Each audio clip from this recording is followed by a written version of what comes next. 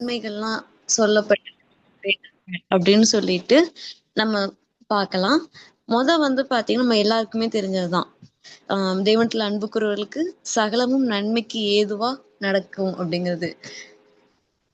ரோமர் 8:28. நம்ம வாழ்க்கையில வந்து நம்ம ஆண்டவரத்துல அன்பு கூறும்போது நமக்கு எப்படிதான் இருக்கும், எல்லாமே எப்படிதான் இருக்கும் அப்படின்னா நன்மைக்கு ஏதுவாதான் நடக்கும்.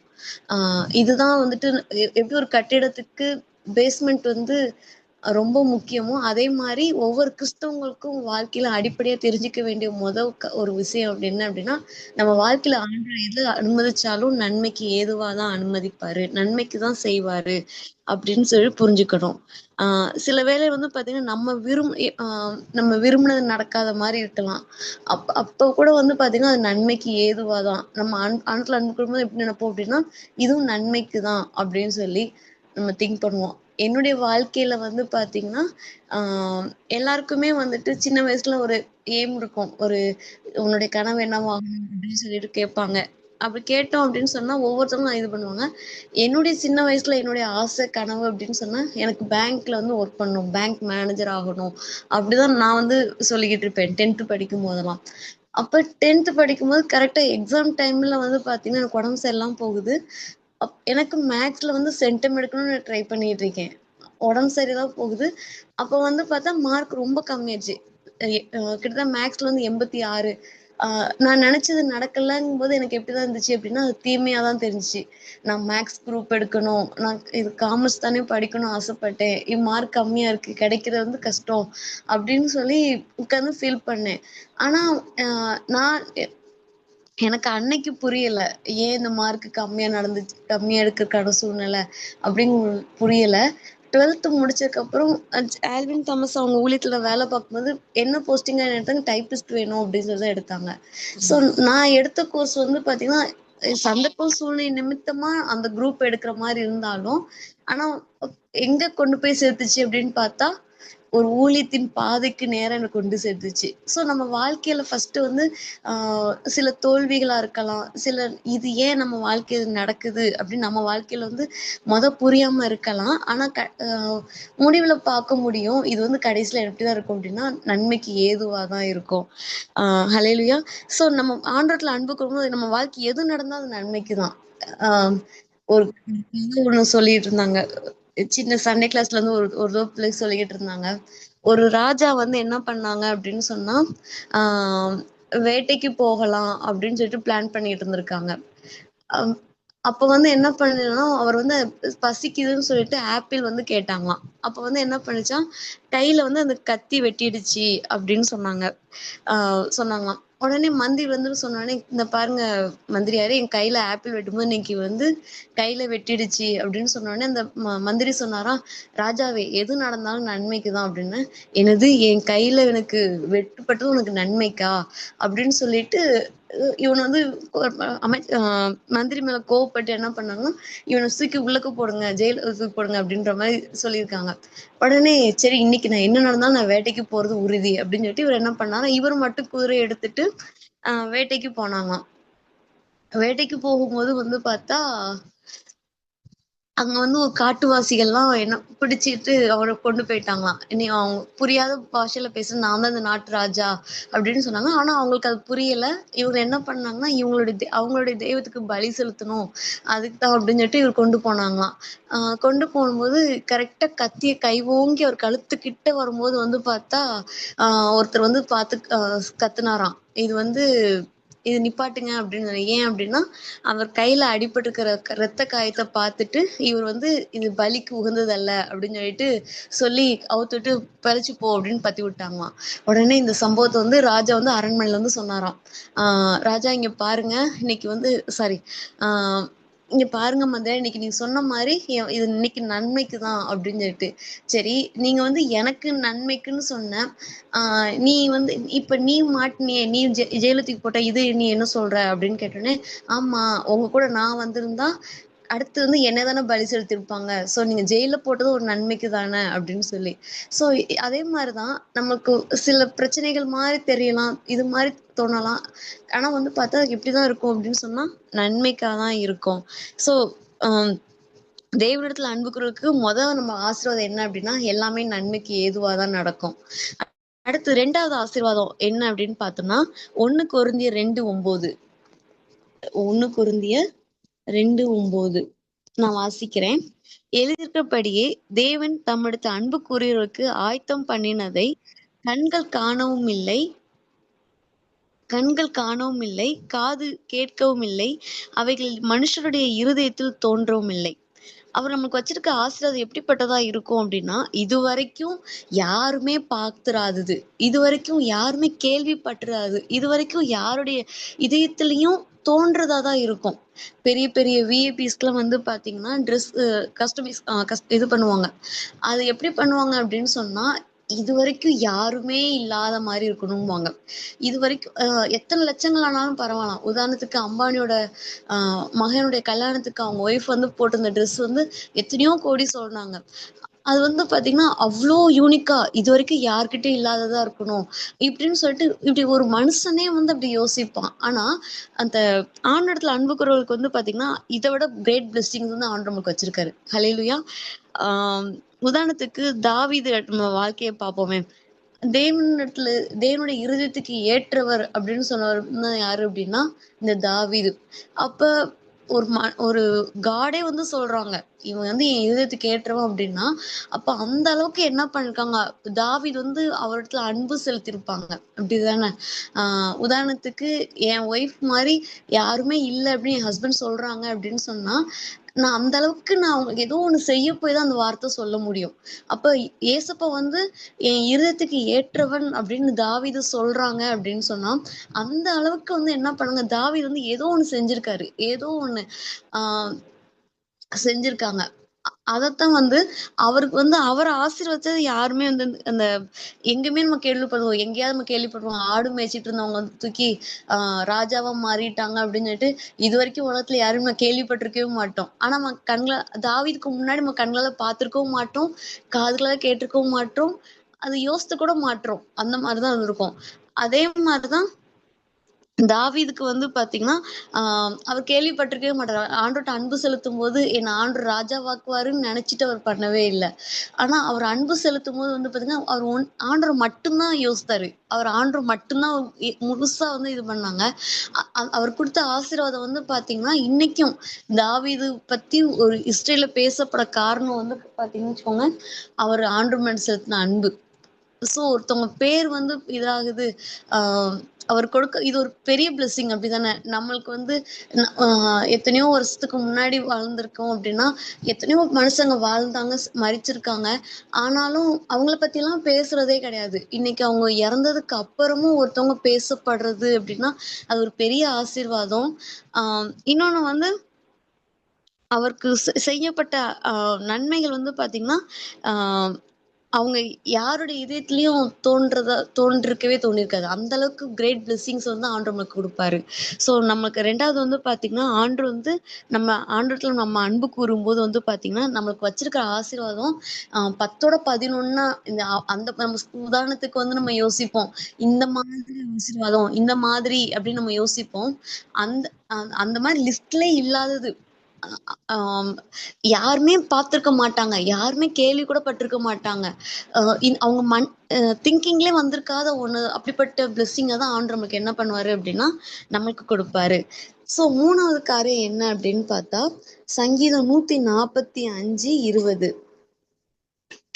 145:20. கர்த்தர் தம்மிடத்தில் அன்பு கூறுகிறவர்களுக்கு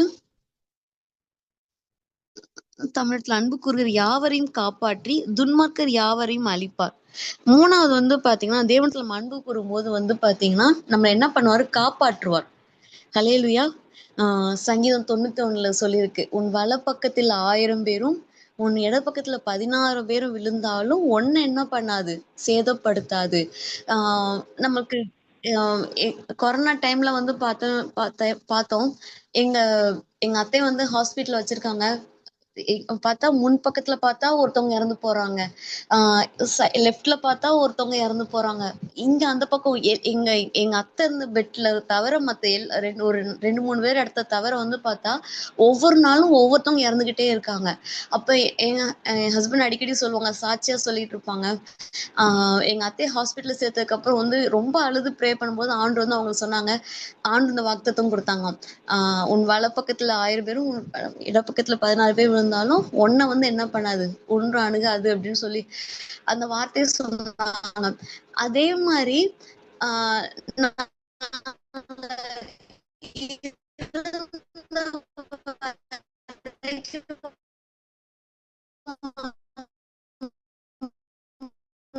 பாத்தீங்கன்னா, எங்க எல்லா பக்கம் நானும் அங்க தான் இருந்தோம். அந்த ஹாஸ்டல் நான் படுத்திருந்து கிட்டத்தட்ட வந்து 90ல இருக்கு பாத்தீங்கன்னா, அந்த நான் நைட் வந்து அந்த அண்ணா சாப்பிட்டீங்களா?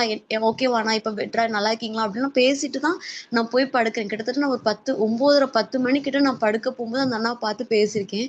திடீர்னு 1:30க்கு நான் கட்டிலுக்கு கீழ நாங்க கீழ தான் நாங்க படுத்திருந்தோம். ஆ நான் படுத்திருந்த இடத்துலருந்து பார்த்தா அ அந்த அண்ணா காட்டு தெரியும்.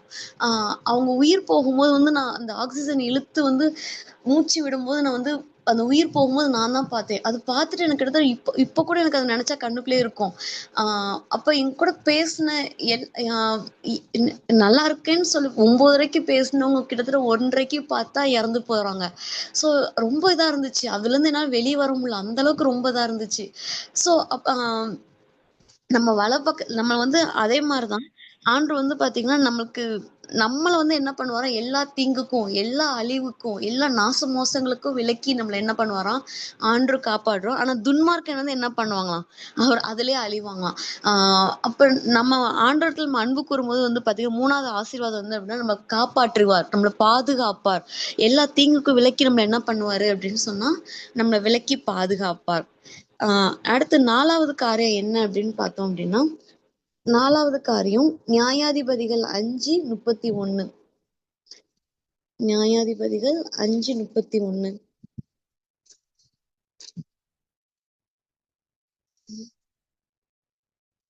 கர்த்தாவே, உம்மைப் பகைக்கிற யாவரும் இப்படி அழியக் கடவர்கள். அவர் அவரில் அன்பு கூறுகிறவர்களும் வல்லமையோடு உதிக்கிற சூரியனைப் போல இருக்கக் கடவர்கள்.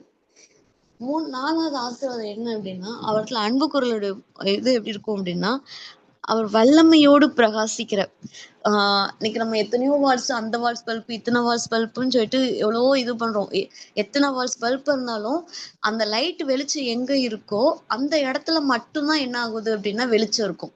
உதாரணத்துக்கு கரண்ட் போயிருக்கு. ஒரு பெரிய ஸ்டேடியம் எடுத்துக்குவோம். ஒரு பெரிய இத எடுத்துக்கலாம். ஆ எத்தனையோ வாட்ஸ் பல்ப் எரியும். 1000, 10,000, 20,000 அப்படின்னு சொல்லி. அந்த அந்த இது இருக்கிற வரைக்கும் தான், அந்த பவர் இருக்கிற வரைக்கும் மட்டும் தான் என்ன இருக்கும் அப்படின்னா, அந்த வெளிச்சம் இருக்கும். ஒரு வேள பவர் கட் ஆயிடுச்சு அப்படின்னா, அந்த இடத்துல மறுபடியும் எப்படிதான் இருக்கும்? இருள் தான்.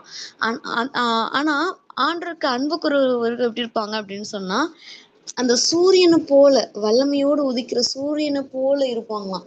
அவங்க ஃபேஸ் வந்து இது ஒரு இடத்துல சொல்லியிருக்கு. அவங்க முகங்கள் வந்து பார்த்தீங்கன்னா, பிரகாசித்ததாம். மோசேயோட வந்து பார்த்தீங்கன்னா, ஆண்டவரிடத்துல பேசும்போது எப்படி இருந்துச்சா, அவன் முகம் வந்து பிரகாசமா இருந்துச்சாம். அப்ப இந்த நமக்கும் அந்த எங்களுக்கு இன்னும் ஞாபகம் இருக்கு. ஒரு ஊழியக்காரங்களோட செய்தியில வந்து கேட்டேன். நம்ம வந்து இன்னைக்கு தன்னை அழகுபடுத்துறதுக்காக ஃபேர் அண்ட் லவ்லி அது அது இதுன்னு 1008 கிரீம் வந்து என்ன பண்றோம்? யூஸ் பண்றோம். நம்ம உங்க அழகுபடுத்துறதுக்கு வந்து இது பண்ணுங்க. அவங்க என்ன பண்ணணும் அப்படின்னா, நீ தேவனிடத்துல பேசுங்க.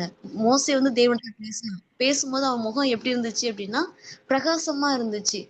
உபவாசம் பண்ணும்போது உங்க முகம் வந்து எப்படி இருக்குன்னா, பிரகாசமா இருக்குமாம். ஆ உதாரணத்துக்கு தானியேல் வந்து பார்த்தீங்கன்னா, அவங்க ராஜாவோட இதுல வந்து எல்லாருமே வந்து அ அங்க இருக்கிற எல்லாருக்கும் வந்து அந்த பந்தியில இருந்த எல்லாருக்குமே நான்வெஜ் சாப்பிட்டா அவங்களுக்கும், இந்த தானியேலுடைய சாப்பிட்ட முகமும் வந்து பார்த்தீங்கன்னா, வித்தியாசமா இருந்துச்சு. தானியேல் முகம் வந்து பிரகாசமா இருந்துச்சு. ஆ ஏன் அப்டின்னா, கர்த்தருக்கு அது தீட்டானது அந்த நான்வெஜ் வந்து நான் சாப்பிட மாட்டேன்னு சொல்லிட்டு அது ஒரு தானியல் ஃபாஸ்டிங் சொல்லிட்டு இன்னைக்கு நெறைய பேர் நம்ம இது பண்றோம். அந்த தானியல் ஃபாஸ்டிங் இருக்கும்போது வந்து பார்த்தீங்கன்னா, அவங்க முகம் வந்து எப்படி ஆச்சு அப்டின்னா, பிரகாசமா இருந்துச்சு. ஸோ நம்ம நம்ம முகம் பிரகாசிக்கணும் அப்டின்னா, இன்னைக்கு நம்ம கடையில விக்கிற அந்த கிரீம் எந்த கிரீம் போட்டாலும் நம்ம முகம் பிரகாசமாகாது. ஆண்டவரிடத்துல அன்பு கூறும்போது, தேவனிடத்துல நம்ம அன்பு கூறும்போது நம்ம முகம் எப்படி இருக்கும் அப்படின்னா, சூரியனை போல ஒரு பிரகாசம். நம்ம முகத்திலே வந்து நம்ம உதாரணத்துல எல்லாம் சொல்லுவாங்க, "அகத்தின் அழகு முகத்துல தெரியும்" அப்படின்னு சொல்லி. ஸோ அப்போ ஆண்டவருடைய பிரசன்னம் நமக்குள்ள இருதயத்துக்குள்ள வந்துருச்சு அப்படின்னு சொன்னா, நம்ம முகமே காட்டிக் குடுத்துரும். நீங்க சிலர்லாம் அது என்ன பண்ணுவாங்கன்னா அப்படின்னா, "நான் உபவாசம் இருக்கேன், நான் ஃபாஸ்டிங் இருக்கேன்" அப்படின்னு சொல்லிட்டு, ஆ முகத்த வாடலா காட்டுனு அப்படிதான் வெளிய சொல்லி தான் இல்ல. சொல்லணும்னு கிடையாது. நம்ம உபவாசம் பண்ணும்போது வந்து பார்த்தீங்கன்னா, வெளிய யார்ட்டயும் சொல்லாம, ஆ ஆண்டவரோட நம்ம இருக்கும்போது வந்து பார்த்தீங்கன்னா, முகத்திலேயே ஒரு பிரகாசம் தெரியும். ஸோ அதே மாரி நம்ம ஆண்டவர்ல அன்பு கூறும்போது நம்ம முகம் வந்து பிரகாசிக்க பண்ணுவாங்க. ஆ உதாரணத்துக்கு பேதுரு வந்து என்ன பண்றாங்க, ஆலயத்த விட்டு வெளிய போகும்போது வந்து பார்த்தா ஒரு ஒரு பிச்சைக்காரன பார்க்குறாங்க.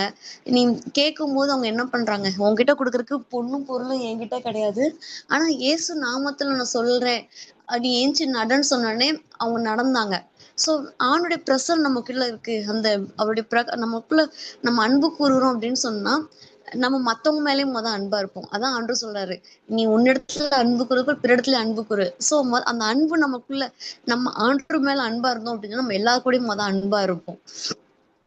ஸோ இது வந்து பார்த்தீங்கன்னா, இது ஒரு பெரிய ஆசீர்வாதம். அவருக்கு முகங்களை பிரகாசிக்க பண்ணுறது வந்து பார்த்தீங்கன்னா, மிகப்பெரிய ஆசீர்வாதம்.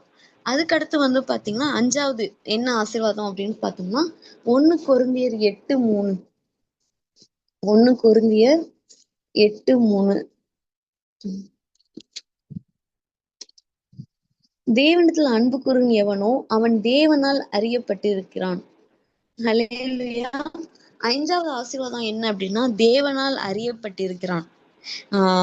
இன்னைக்கு வந்து பாத்தீங்கன்னா, பெரிய பெரிய விஐபிஸ்லாம் இருப்பாங்கன்னு வச்சுக்கோங்களேன். "அவங்கள எனக்கு தெரியும்" அப்படின்னு சொல்லுவாங்க. பட் அவங்களுக்கு நம்மள தெரியுமா அப்படின்னு கேட்டோம் அப்படின்னு சொன்னா, அ அவங்கள எங்கேயோ பாத்த மாரி இருக்கு. பெரிய விஐபிஸ்லாம் அப்படிதான் பண்ணுவாங்க. ஆ என்ன பண்ணுவாங்க, "சார் சார் எனக்கு தெரியுதா?" அப்படின்னா, "ஆ தெரியுது தெரியுது" அப்படின்ட்டு அவங்களுக்கு தெரியுதோ தெரியலையோ என்ன பண்ணுவாங்க அப்படின்னா, எனக்கு தெரியும்" அப்படின்னு சொல்லி முடிச்சுருவாங்க. ஆனா, அதே இது வந்து க்ளோஸா இருக்கவங்க வந்து பாத்தீங்கன்னா, நம்ம மறக்க மாட்டோம். அப்படிதானே? அ உதாரணத்துக்கு நம்ம சிஎம் இருக்காங்க. இல்ல ஒரு பெரிய தலைவர் இருக்காங்கன்னு வச்சுக்கோங்களேன். அ அவங்களோட நான் க்ளோஸா இருக்கேன். அவங்க கூட நான் கான்டாக்ட்ல இருக்கேன் அப்படின்னு சொன்னா எனக்கு தெரியும். அ என்னைக்கோ ஒரு நாள் நான் ஏதோ ஒரு சந்தர்ப்பத்துல பார்த்துருப்பாங்க. ஏதோ ஒரு உதவி செஞ்சிருப்பாங்க. இல்ல உதவி நம்ம செஞ்சிருக்கலாம்.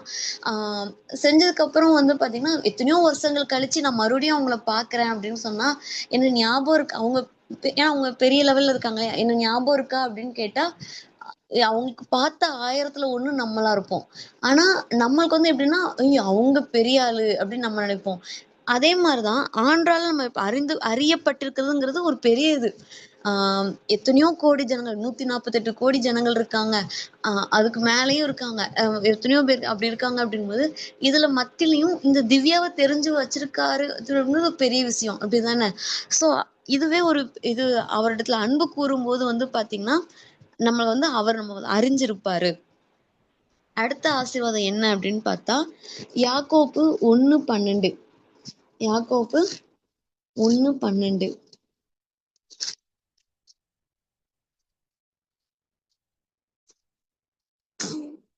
கர்த்தர் நம்மிடத்தில் அன்பு கூறுகிறவர்களுக்கு வாக்குத்தத்தம் பண்ண ஜீவ கிரீடத்தை பெறுவான். அதுக்கு முன்ன முதல்ல வாசிக்கிறேன். சோதனையை சகிக்கிற மனுஷன் பாக்கியவான். அவன் உத்தமன் விளங்கிய பின்பு அவர்கள் தம்மிடத்தில் அன்பு கூறுகிறவர்களுக்கு வாக்குத்தத்தம் பண்ண ஜீவ கிரீடத்தை பெறுவான். இன்னொரு இடத்துல சொல்லியிருக்கு. ஆண்டவர் வந்து எல்லாரையும் என்ன பண்ண மாட்டாராம், சோதிக்க மாட்டாரு. தகப்பன் தன்னை யார வந்து சிட்சிக்க விரும்புறாரோ, யார் இடத்துல அன்பு கூறுறோ அவங்கள தான் சிட்சிப்பாங்க. உதாரணத்துக்கு, நான் வந்து பார்த்தீங்கன்னா, எங்க எல்லாரையும் வந்து பார்த்தீங்கன்னா, நான் அடிக்கவோ, இது பண்ணவோ முடியாது. என் பிள்ளை வந்துட்டு பார்த்தீங்கன்னா, என் பிள்ளைய நான் திருத்தணும்னு நெனைக்கிறேன் அப்டின்னா, ஆ அது என் பிள்ளை. அந்த பிள்ளைய வந்து மட்டும் தான் நான் என்ன பண்ண முடியும் அப்டின்னா, நான் அடிக்கவோ, இல்ல என்ன பண்ணவோ அவள நல்வழிப்படுத்துறதுக்கு ஏதுவா அவள என்ன பண்ண முடியுமோ நான் பண்ண முடியும். ஸோ நான் எல்லாரையும் வந்து இது பண்ண மாட்டேன். ஸோ அதே மாரி ஆண்டவர் என்ன பண்ணுவாராம், சோதனை நம்மளுக்கு வருகிற சோதனை வந்து சகிக்கிற போது வந்து என்னன்னா, நம்ம பாக்கியமானா, அது நம்ம உத்தமன் என்று விளங்கிய பின்பு அவரு நமக்கு என்ன பண்ணுவாராம், ஒரு ஜீவ கிரீடத்த வந்து ஆ ஜீவ கிரீடத்தை வந்து நம்ம என்ன பண்ணுவான் பெறுவான் அப்படின்னு சொல்லியிருக்கு. சோ நம்ம எல்லாருமே வந்துட்டு ஒரு ஒரு ஒரு ஓட்டத்துல ஓடிக்கிட்டு இருக்கோம். நம்ம பிறந்த நாள்ல இருந்து இந்த நாள் வரைக்கும் இனியும் நம்ம என்ன பண்ண போறோம், நம்ம எண்ட் ஆஃப் த டே வரைக்கும் நம்ம என்ன பண்ண போறோம், ஓட போறோம். அப்போ வந்து எல்லாமே வந்துட்டு நம்ம கிறிஸ்தவ வாழ்க்கைங்கிறது என்ன அப்படின்னா, அப்படியே நம்ம ஹைவேல போற மாதிரி நல்ல ஸ்பீடா வந்துட்டு ஒரு நல்ல ஒரு ஓட்டமா டான்ஸ்ன்னு போட்டாமா. நல்ல ஒரு ஒரு ஓட்டமா இருக்கும் அப்படிதான் விரும்புறாங்க. ஆனா கிறிஸ்தவ வாழ்க்கை வந்து எப்படி இருக்கும் அப்படின்னு சொல்றாங்க அப்படின்னா, கரடான பாதைகள் தான் இருக்கும். மேடு இருக்கும், பள்ளங்கள் இருக்கும், எல்லாமே இருக்கும். வெற்றி இருக்கும், தோல்வி இருக்கும், நிந்தை இருக்கும், அவமானம் இருக்கும். இதுக்கு மத்தியிலும் உயர்வு இருக்கும். எல்லாமே இருக்கும். இதுக்கு அப்புறம் வந்து எப்படி இருக்கும், என்ன இருக்கு அப்படின்னா, நமக்கு ஆண்டவர் நமக்கு ஒரு ஒரு நம்ம எப்படி நம்ம ஓட்டத்த முடிக்கும்போது நமக்காக ஆண்டவர் என்ன பண்ணியிருக்காருன்னா, ஒரு ஜீவ கிரீடத்த ஆயத்தப்படுத்தி வச்சிருக்காரு. அந்த உத்தமம் உள்ள ஊழியக்காரனே வா, என்னுடைய ராஜ்யத்துல பிரவேசி அப்படின்னு சொல்லிட்டு நம்மளுக்காக ஒரு ஸ்தலத்தை ஆயத்தப்படுத்தி நமக்கு ஒரு ஜீவ கிரீடத்தை ஆயத்தப்படுத்தி ஆண்டவர் வச்சிருக்காரு. இது வந்து இந்த ஆசீர்வாதம் பாத்தீங்கன்னா எல்லாருக்குமா அப்படின்னு கேட்டா அப்படி வசனம் முதலே சொல்லிட்டேன். அவரிடத்துல அன்பு கூறுகிறவர்களுக்கு, அவரோட தேவனிடத்துல அன்பு கூறுகிறவர்களுக்கு. ஆஹ் எஸ் நம்ம எப்படி வந்து இன்னைக்கு வசனம் சொல்லுது இல்லையா, அவர் வந்து மணவாளன், நம்ம மணவாட்டி, நம்ம வந்து எப்படி ஒரு ஒரு ஹஸ்பண்ட் ஒய்ஃப் வந்து ஹஸ்பண்ட் இடத்துல அன்பு கூறுவாங்க, அதே மாதிரி தேவன் இடத்துல வந்து நம்ம அன்பு கூறும்போது ஆண்டவர் வந்து பாத்தீங்கன்னா நம்ம என்னென்னலாம் ஆசீர்வாதத்தெல்லாம் வச்சிருக்காரு அப்படின்னு பார்த்தோம் அப்படின்னா, வந்து பாத்தீங்கன்னா நம்ம வாழ்க்கையில ஆண்டவர் எல்லாமே எப்படிதான் நடத்துவாரு, நன்மைக்கு ஏதுவாதான் நடத்துவாரு. வந்து நம்மளுக்கு ஒரு வேலை புரியாது, நம்மளுக்கு ஒருவேளை நம்ம விரும்பினது நடக்காத மாதிரி தோணலாம், நான் இது ஆசைப்பட்டேன் இது இல்லையே இப்படின்னு தோணலாம். ஆனா முடிவுல தெரியும் இது ஒருவேளை இது கிடைச்சிருந்தா கூட வந்து எனக்கு சந்தோஷமா இருந்திருக்காது, ஆண்டவர் அப்படி நமக்கு நல்லதை கொடுத்திருக்காரு, பெஸ்டானதை கொடுத்திருக்காரு அப்படின்னு நம்ம சொல்ற அளவுக்கு நமக்கு நன்மைக்கு ஏதுவா நடத்துவாரு. ரெண்டாவது வந்து பாத்தீங்கன்னா, உங்களுக்கு கொடுக்க போற ஆசீர்வாதம் இது வரைக்கும் யாருமே கண்ணால பார்த்திருக்க மாட்டாங்க, காதால கேட்டிருக்க மாட்டாங்க, இதயத்துல தோன்றிருக்க கூட தோன்றிருக்காது. அந்த அளவுக்கு ஒரு உங்களுக்கு எப்படி பைபிள்ல ஒரு தாவீதோ ஒரு தானியேலோ அதே மாதிரிதான் உங்க பேரு போட்டுக்கோங்க, அப்படிதான் உங்களையும் ஆசீர்வாதமா வைப்பாரு. ஆஹ் நம்ம வந்து நம்ம இன்னைக்கு நம்ம ஜெபத்துல சொல்லுவோம், ஆண்டவரே அன்னைக்கு செங்கடலை பிளந்த மாதிரி என் வாழ்க்கையில இருக்க செங்கடலை பிளக்குங்க. ஆனா அன்னைக்கு செங்கடல் இருக்கும்போது அதுக்கு ஒரு இதாதான் இருந்திருக்கும். அந்த செங்கடல் வந்து பிளக்கறதுக்கு முன்னாடி வரைக்கும் யாருமே அதை பார்த்திருக்க மாட்டாங்க. யாருமே அது பிளக்குங்கிறத பத்தி அவங்க பிளந்துரும் அவங்க இதயத்துல கூட இதயத்துல கூட தோன்றிருக்காது. ஆனா ஆண்டவர் என்ன பண்ணாங்க, செஞ்சாங்க. சோ இது மாதிரி அது மாதிரி இல்லாம உங்களுக்குன்னு தனியா ஒரு யூனிக்கா உங்களுக்குன்னு ஒரு தனித்துவமான ஒரு ஆசீர்வாதத்தை ஆண்டவர் வச்சிருக்காரு. மூணாவது ஆசீர்வாதம் என்ன அப்படின்னா, உங்களை காப்பாற்றுவாரு. உங்க வலப்பக்கத்துல 1000 பேரும் உங்க இடப்பக்கத்துல 16 பேர் விழுந்தாலும் உங்களுக்கு வந்து ஆண்டவர் எந்த சேதமும் இல்லாம அவங்கள தாங்குவாரு, காப்பாத்துவாரு. நாலாவது வந்து பாத்தீங்கன்னா, அந்த வல்லமையோடு பிரகாசிக்கிற அந்த சூரியனை போல வந்து பாத்தீங்கன்னா உங்களை பிரகாசிக்க செய்வாரு. அஞ்சாவது வந்து பாத்தீங்கன்னா, தேவனால வந்து நீங்க அறியப்பட்டிருப்பீர்கள். ஆறாவது வந்து பாத்தீங்கன்னா, வாக்குத்தத்தம் பண்ணப்பட்ட ஜீவ கிரீடத்தை வந்து உங்களுக்காக தருவாரு. கர்த்தர் தாமே இந்த வார்த்தையின்படி அவர்ல அன்பு கூறும் இந்த ஆசீர்வாதங்கள், இந்த வேதாந்தத்துல சொல்லப்பட்ட ஒவ்வொரு ஆசீர்வாதமும் உங்கள் மீதும் உங்க குடும்பத்து மீதும் நிறைவேறுவதாக.